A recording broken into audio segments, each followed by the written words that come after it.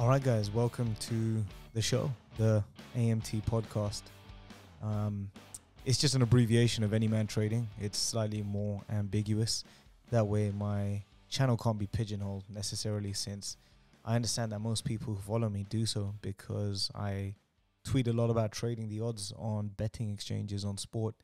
And whilst that's still going to be a primary theme of my channel, I do want the freedom to veer off into other things that I'm interested in. So yeah, let's get to it. This is my first podcast and this feels really weird talking to myself. I have no idea how long this is going to take to get used to it. So, I'm fully kitted out. I think I'm a bit over-engineered. I've got this new Rodecaster Pro machine. There's all these fancy buttons on here. So I'm just having fun with it, with that music intro.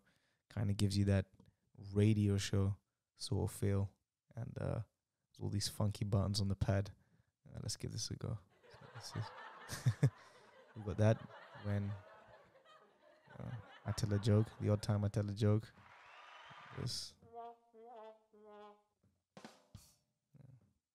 I guess that's a good one when someone drops a clanger. So yeah, it's so customizable, this thing. Gonna have some real fun with this. But yeah, I'll crack on onto the main stuff. So yeah, I mean, this episode, it's not going to be a long one, rather more of an introduction as to what to expect. So I'm just going to briefly glaze over what this podcast is going to be about going forward. Like I said, first and foremost, I am a trader, so I'm going to speak a lot about trading, and also want to talk about sport. Particularly golf, boxing and MMA. Those are my favorite sports to watch. So I'm just going to talk a lot about what's going on in those arenas, and finally cryptocurrencies. So with regards to crypto, the gaming space is where I focus a lot of my attention. So there's going to be a huge emphasis on that in this channel. The crypto space is just so vast, it's impossible to capture moves in every sector. And, I've touched on this before on Twitter. I've always emphasized that as a trader, your range of focus should be tight, and you should only have one or two niches that you know inside out. Unless you have a team, it's really impossible to know several sectors inside out. So, for example, with regards to sport, people always ask me, how many sports do I trade, and why do you trade this, and why don't you trade that, and blah, blah, blah. But like I said, your focus has got to be very narrow. So for me, it's racing and cricket is pretty much my bread and butter. And if we're getting really technical, then I only focus on 5 furlong to 1 mile flat races, typically. And in cricket, I don't really trade 20-20 often. And one-day games, I focus more on test cricket. And, by the time the test cricket schedule's done, you got a lot of one-day games like you do right now. And by now, I'm just so burnt out on cricket. So I'm very selective on the one-day games. And 20-20, it's, it's here and there. Otherwise, you end up trading everything. You just burn yourself out. So you got to be selective. I also place outright bets on golf and well, not golf. I trade golf. I'll touch on that later. But I place outright bets on combat sports like boxing and MMA, which is far less frequent. So I consider that more as a secondary source of income. However, I'm not going to talk that much on racing and cricket on this channel for a couple reasons. The first and probably the most obvious being that racing and cricket aren't exactly the sexiest sports to talk about. They're not really the topic of discussion amongst any weekend punter. Barring the big meetings like Cheltenham, Grand National, Glorious Goodwood, Royal Ascot. So, during those weeks, I'll be talking a lot more about racing. But, yeah, I'm going to leave that aside. It's going to be more about what's going on in golf, what's going on in mixed martial arts, what's going on in boxing. And, with cricket as well, the schedule is just so awkward, especially during the winter time, which is when I trade test cricket. Not many people know what's going on in that arena. I don't think that many people are interested. Unless they are, I'll touch on it. If something crazy happens, like us getting absolutely steamrolled in the Ashes. But I guess, the less said, the better in that regard. But yeah, I'll come back to sport in a bit. But back to crypto. Like I said, the space is so vast. You've got payment coins, gaming coins, meme coins, and so on. And I appreciate this is going to sound very foreign. It's going to sound like French to a lot of people. But I promise with time, episode by episode, it's going to be an awful lot clearer what I'm talking about and what I do. And hopefully I can educate a lot of you guys and help you make some well-informed decisions in that sector. You know, I tweet a lot about how I think the gaming sector is the future of cryptocurrencies. And I've posted several trades which have made, you know, some really good gains, like 50%, 100% gains. So you can have a scroll through my Twitter. Anyone that's come here from Twitter will see the trades I post, and they'll see how bullish I am on the gaming sector. So in my next episode, I'm really going to touch on what the gaming space is, what NFTs are, and why there's such potential in that regard. I'll touch a little bit on this episode a little bit later on, but yeah, like I said, that's my major focus. But as I said before, you know, sports trading is, you know, that's what I do first and foremost. That's where I make regular, consistent money. The gaming space is still a very new arena. It's a very exciting space, and you know, I didn't pick it by accident. If you're gonna focus and devote a lot of time to understanding something, one thing you must realize is that you should never feel like it's a chore. You know, if it's boring, if it doesn't fire you up, you're never gonna be passionate about learning. You know, so you know, games are fun. I mean, I like playing games. I like looking at the trailers of what's coming out. You know, the NFTs, the metaverse, this stuff. It not only excites me, I think it's got explosive potential. So there's huge potential in there, and it's exciting for me. You know, so when you consider the fact that there's approximately 1 billion gamers in the world, that figure's bandied around quite a bit. Around 1 billion gamers around the world. That's absolutely mind-blowing. And when you consider that the number of people involved in the gaming crypto space as of now is probably in the tens of millions. So you just got to run the numbers. You know, that's barely 5%. So in the next 5 to 10 years, if barely, you know, 10% tops is involved right now in the gaming space, there's a 10 to 20-fold potential increase in the sector over the next 5 to 10 years. And if you invest in the right projects, it could be substantially higher. So like I said, it's one thing being excited about it, but if I saw no potential in it, then I'd be forced to move on. So I'm excited about it, and it's got a lot of potential. So I really feel like I'm on the money here, because this is something I really enjoy learning about, and it's worth my time investing in. So in the next episode, I'll really go into detail about the gaming space and NFTs and what it entails, and I'll try and break it down as simply as I can for you guys to understand. But like I said, yeah, you got to be excited about it. You got to be passionate about it. And same goes for sports trading. You know, a lot of people say to me they want to learn how to trade. And I always recommend trading sports as opposed to, say, the stock market, because nothing would bore me more than reading balance sheets and looking at the NASDAQ or the S&P mini all day. Now, don't get me wrong. If I see opportunities, then I'll make a bet, as I did once with the Shopify stock, which I think was one of the first shares I actually bought. I actually tweeted that trade. I'll try and pull that up for you guys, and I'll try and repost it on Twitter. I think I made around a 76% return. I cashed it out, I think, a few months ago. So 76% is huge by, you know, stock market gains. And I think that took, you know, around a year. So, yeah, so Shopify, you know, they're an e-commerce business. And during the pandemic, when everything was closed, online shopping rocketed. So I got in at a good time. You know, it was just time and place. It's something that came my way. And a lot of the time, it's just putting the pieces of the puzzle together, you know, figuring out where the money's going to move. So it was just good timing. With hindsight, I just wish I got in for more money, but it is what it is. It was a good trade, and we'll just leave that there. But yeah, like I said, you got to be passionate about what you want to learn about. So sports trading, I really recommend, because you get to make money watching sport, and a lot of guys I know watch sport. So if you think about the amount of hours people spend watching their favorite football team, watching boxing, tennis, golf, whatever on the weekend, why not monetize that passion? You know, these are liquid sports, so they're really worth learning. It's really worth learning one sport inside out and how the markets work, and doing your best to at least try and turn it into a nice little side income. It's hard work, but if you're going to dedicate all that time to watching sport, then I really recommend people try and monetize that passion. Otherwise, it is a waste of time in essence. Now I understand, a lot of people want to wind down, and a lot of people just want to have a punt, just for the fun of it, just because it makes the game exciting to watch. But as you know by now, I'm a trader. I'm not a gambler. I take this business seriously. So, like I said, hopefully with my channel and, when I post selections, then, hopefully you guys can make some money too. This isn't financial advice, by the way. I only do what I do. I only tell you guys what I do. So you guys make of that what you will.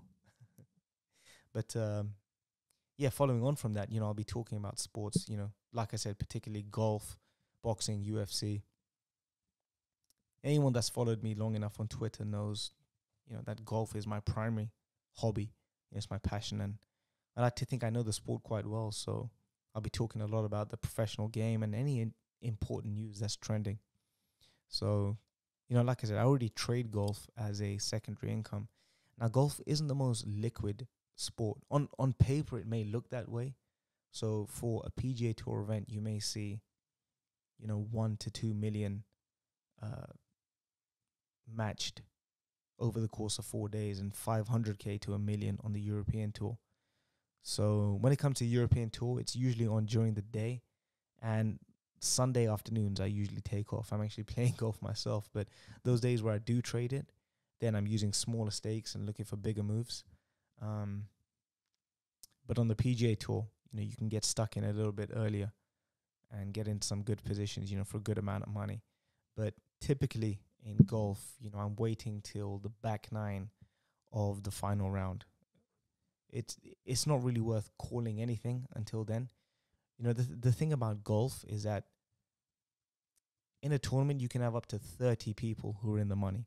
And then coming all the way down to the stretch, the final nine of the final round, it can be down to like a dozen people almost. That's what's crazy about golf. It's just so open. It's not like tennis where, for the last decade, it's always been the top 4 seeded players who are going to win a slam. Djokovic, Nadal, Federer, and Murray to an extent. In golf, it doesn't work like that. It's not the top 4 or top 5 who are in contention every week. Like I said, you've got around 30 people who are in the money. And the thing with golf, it makes absolutely no sense to just place outright bets. I mean, it's just not worth it. For example, if anybody saw what happened last weekend, I think it was the Sony Open, Russell Henley was leading, I think by 2 strokes coming into the final round. He had a 2-stroke lead over Hideki Matsuyama. And halfway through the round, coming down the back nine, I think he had a 5-stroke lead. So by then, the tournament's pretty much done. I mean, to make up a 5-shot deficit, it rarely, it's such a big deficit, it's not likely to happen. But long story short, Hideki chased him down and won in a playoff. So I went to bed after the front nine thinking this tournament's done. So I really wish I captured that. I could have caught a good trade.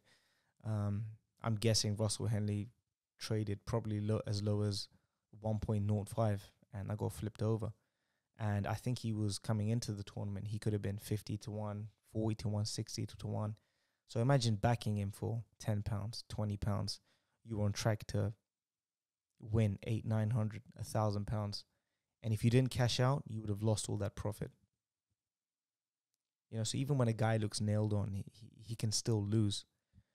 And often what happens in golf is if a guy is leading and he's not a top 50 player, then the market's going to be really hesitant to back him. And in fact, if he's leading and the guy in second place, the third place, the people in the chasing pack, if they're, top ranked players, say, John Rahm, Dustin Johnson,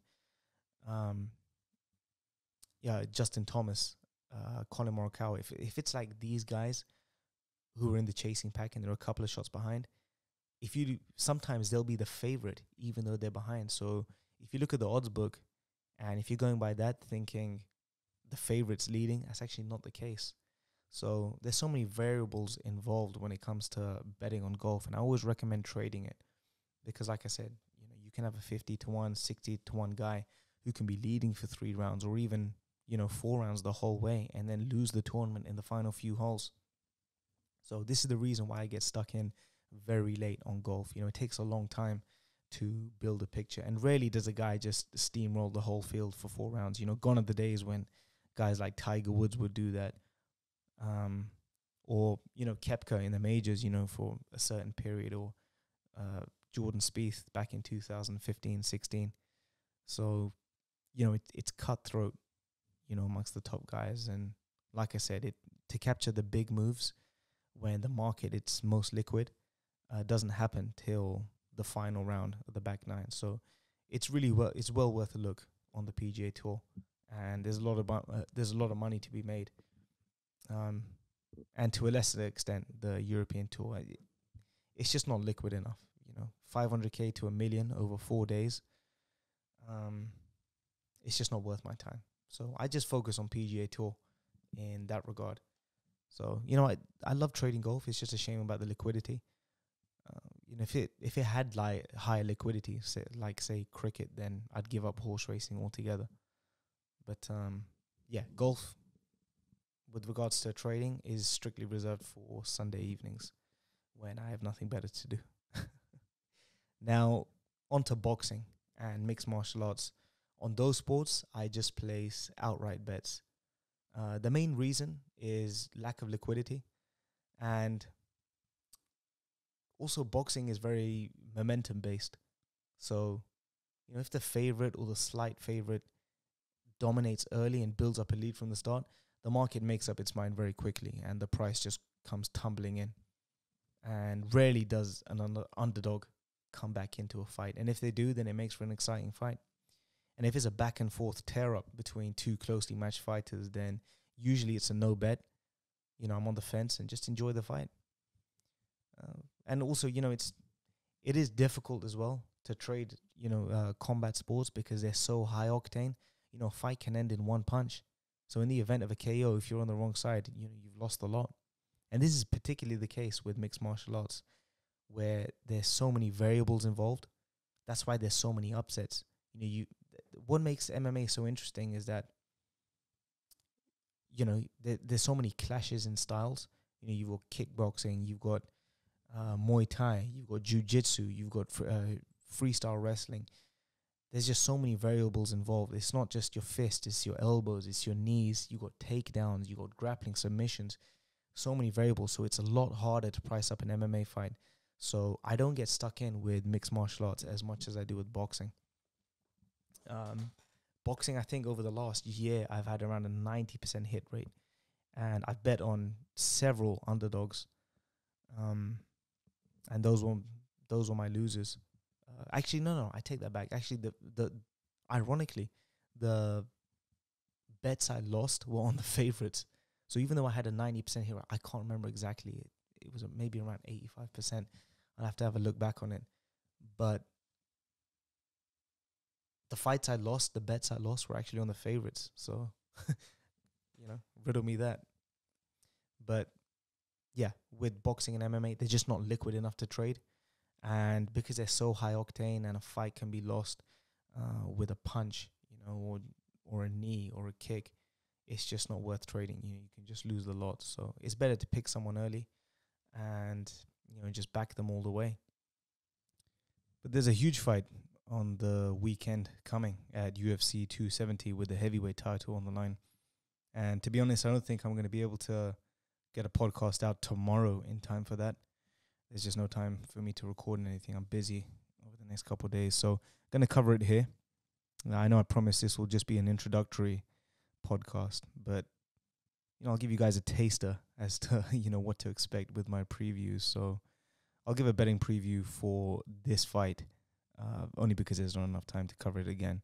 So it's going to be a really exciting weekend, and this is a huge clash between probably the biggest puncher that we've ever seen in heavyweight history in the UFC, against arguably the most technical fighter in the heavyweight division in the UFC. So to be honest, given that, the promotion's been very underwhelming. You look at social media, you look at what the UFC have put out. They've been very quiet. They've put a few promos out this week, but I don't think I've seen a press conference, and both camps have been quite relatively quiet. So you'd expect this to be a blockbuster kind of fight. So it's been very surprising how hush-hush they've been on that front. But like I said, the heavyweight title's on line. Francis Ngannou is defending his heavyweight title. And the heavyweight division is considered, I would say, the blue ribbon of combat sports. If you're the heavyweight champion, you're basically the baddest dude on the planet. There's no one in the world that can beat you in a fight. Just imagine what that does for your ego, But yeah, you've got basically the baddest guy, the hardest hitting mixed martial artist against the most technical mixed martial artist. So it's just a excellent clash of styles. And to be honest, it's quite surprising how the bookies have priced this up. I would usually expect in fights like this, the big puncher, and especially given that he's the champion, to be the favorite. Whereas the champion, Ngannou, who's also the puncher, is actually the underdog. Cyril Gane, the contender, is going into this fight as the favorite, the slight favorite, which is how I would have priced up these odds. And like I said, mixed martial arts fights and boxing to a lesser degree are very difficult to price up. So this is one of those rare instances where I'm a little bit disappointed that they've got it spot on. So I'm probably gonna be tempted to back for half a stake. I know I said I wouldn't place a bet. I said that on Twitter. I said it's a no bet for me, but I'm actually tempted to place a bet, just a half a stake on Cyril Gane, and if the odds tighten up a bit, then back him again. But to be honest, I'm just going to enjoy this fight. I think it's going to be a great fight. Francis Ngannou, what he's done, the way he's come back from those 2 back-to-back losses against Stipe Miocic and Derek Lewis, to go on to be champion. I think a lot of people wrote him off. But, usually guys, when they're so deep in their career, usually they're set in their ways, especially as a professional. It's very difficult to change. But he's adjusted. He's adapted very well. He's able to stuff takedowns now. He's a lot more technical. He's a lot more patient. When you got that kind of punching power, it's so easy to just rely on your, on that one punch, just headhunt and just look for that one punch. But now he's a lot more technical. He times himself. He paces himself. If you remember that, if for you guys that saw his first fight with Stipe Miocic, he was going in there headhunting, trying to take his head off. And Stipe, he was ducking and dodging, slipping the punches, taking him down. And Ngannou had no answer for anything. It was just a systematic beatdown. He beat him down on every front. And he was gassed out by the end. He had no answers for anything. But then in the rematch, he was a different fighter. He was very composed, timed himself well, and he caught him flush on the whiskers, and it was lights out. So I think, in this fight, again, it's just going to be a question of if he lands. He's got that equalizer. He just has to land once. It's a 5-round fight, and he just has to land once. But having said that, the guy he's coming against, Cyril Gane, like I said, he is the most technical, arguably the most technical fighter in the heavyweight division that we've ever seen. I mean, if you see this guy, he's a kickboxer, a Muay Thai fighter. He's also 6'4", so pound for pound, they're similar weight, same height. But if you see this guy move, you'll be hard-pressed not to think he's a 5'9" featherweight. He's so nimble on his feet. He's bouncing around. He's jumping in and out of range. He's extremely quick. He's got all the attributes that are typically associated with the smaller weight divisions. Usually heavyweights are slow and flat-footed, and they carry so much power. They're usually just looking for the knockout. But with Cyril Gane, he's bouncing around. He's staying, he doesn't fight in the pocket for too long. He's jumping in and out of range. He can even switch from orthodox to southpaw. So he just bamboozles his opponents, and he just breaks them down systematically. And he kind of reminds me of Tyson Fury to an extent. A big guy who you would assume is going to be flat-footed, as they usually are when they're so big. But, he's light on his feet. He's not sitting on every punch, trying to get you out there with one punch. He just beats you down systematically. And, unfortunately for Cyril Gane, to an extent, that sort of fighting style doesn't win you fans. Fans want to see either, a one-punch machine gun killer, who's going to get you out there in one punch, like a Deontay Wilder, Mike Tyson, Anthony Joshua, Ngannou, as he is in this fight. Those are the kind of guys which get the fans riled up. Either that or two fighters involved in an absolute tear-up. What you must understand is that fans care more about great fights rather than great performances. Which is sad because, the best fighter doesn't necessarily mean you'll earn the most money. The most exciting fighter does. So you don't even have to be the best. You got to be the most exciting. Boxing is not like, baseball. If you're a pitcher, you're knocking it out of the park, or, you're a cricket team, you're just smashing sixes over the stadium, or you're a football team, you're dominating Champions League, dominating, your local league. It's not going to hurt viewership, if like in tennis, if you're Djokovic, Nadal cleaning up every slam, it's not going to hurt the viewership in tennis. Whereas in boxing, if you're the number one guy, you're putting systematic beatdowns on everyone over 12 rounds. It's actually considered boring. It doesn't sell because fans want to see knockouts. And that's why, if we dig a little bit deeper, this is why highly technical fighters, the best example I can give is comparing Cubans with Mexicans. So the highly technical guys like Erislandy Lara, Yuriorkis Gamboa, Yordenis Ugas, these top-level Cuban Olympic-level fighters, they go on to become world champions, but no one really hears about them. They go under the radar because they're boring. But then you look at the Mexican fighters who don't fare well. They don't fare particularly well at the amateurs. They clean up as professionals because the style of fighting they're taught is mano a mano, we get in your face, just constant pressure fighting, taunting your opponent into engaging in a war. That's how they fight. So this is why the Mexicans go on to be superstars, and the Cubans kind of go under the radar. You take Floyd Mayweather, he's the perfect example who's managed to flip the script. Floyd Mayweather is a highly technical fighter, but Floyd is super smart. He understood that the casuals aren't going to appreciate his style of fighting because, he doesn't engage. He likes to hit and not get hit, which is the essence of fighting, by the way. That's what it's about. But, fans don't care about that. So Floyd understood this. This is why he kind of plays, plays the bad guy act. He acts brash, talks trash outside the ring because he figured that if I can get enough people to hate me outside the ring, they're going to pay to watch me inside the ring. So whether they're paying to watch him win or lose, they're still paying. Tyson Fury, same thing. Technically, very sound fighter. On moves unusually quick for a heavyweight. But again, he wasn't the most exciting to watch. But, his well-documented personal life, outside the ring, his fall from grace after the Klitschko fight. He's got a huge personality. All these things kind of played into his favor. He's adored. He's won fans over with his big personality, his quick humor. So the things he did outside the ring have helped him inside the ring, with pay-per-view. This is why he's a star. Not necessarily because of his fighting style, but just because of his character. You take the Klitschkos, for example, systematically beat everyone down, but very square guys outside the ring. And yeah, that's what boxing's about. It's more of a business. It's just as much as a business as it is a sport, which isn't the case with tennis, golf, all these team sports where you make the most money based on merit to a large extent. That's not the case with boxing. So, without veering too far off tangent, the point I'm making is Cyril Gane, the guy who's the favorite going into this fight, he has a style of fighting which isn't exactly going to win fans over as it would do with Ngannou, who's the champion right now. The guy is just an absolute savage. He's just out there, just to get you out of there.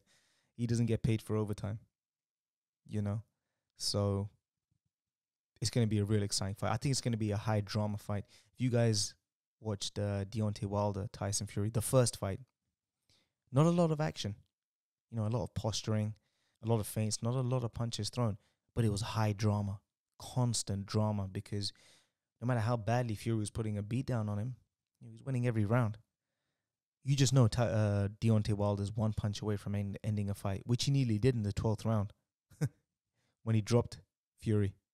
He done that Undertaker-style recovery. It was just constant drama. Not a lot of action, but drama. That's kind of how I feel this Ngannou Gane fight could play out to a large extent. Gane is going to be, on the back foot constantly. He's going to be backpedaling. He's going to have to check those kicks. He's going to have to check his front leg with those low kicks. He's got really quick low kicks. Probably one of the best kickers in the heavyweight division. I'd say the best kicker in the heavyweight division. If you guys saw his last fight against Derek Lewis, he was just kept kicking that front leg, chopping it down. And because he's so quick, Derek Lewis had no time to check it. And Derek Lewis is a big knockout artist. I think he's got the most knockouts in heavyweight history in the UFC. And he just couldn't load up. He couldn't load up on that right hand because Gane took away his lead leg. He kept chopping down on that lead leg. And once you've jacked up that lead leg, you can't put any weight on it to throw the right hand. So that's going to be key going into this fight. He's going to have to keep attacking Ngannou's lead leg so he can't put any pressure on it to throw that big right hand. So that's kind of the game plan. That's kind of what I'm anticipating from Ciryl Gane if he's going to win this fight. Like I said, I think he's going to win. I think the bookies have priced it perfectly. So ordinarily it would be a no bet for me because I bet where there's value. But I'm so tempted to put half a stake on and probably top it up if the odds go against me. If I lose, if Ngannou goes on to win, then fair play to him, But I have gone as a favorite. I always favor the technical fighter over the puncher because at the end of the day, if you're good enough to, to be evasive and to stay out of range, and when when you operate at such a high level as Ciryl Gane does, I think it's the best. That's what you need to negate someone who's a power puncher, and we saw that with Tyson Fury over the course of 3 fights against Wilder. So with Gane, it's just going to be a question of patience.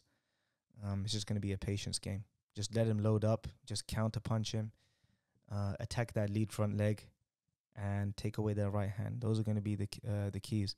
And Ngannou's a tough dude. No one stopped him.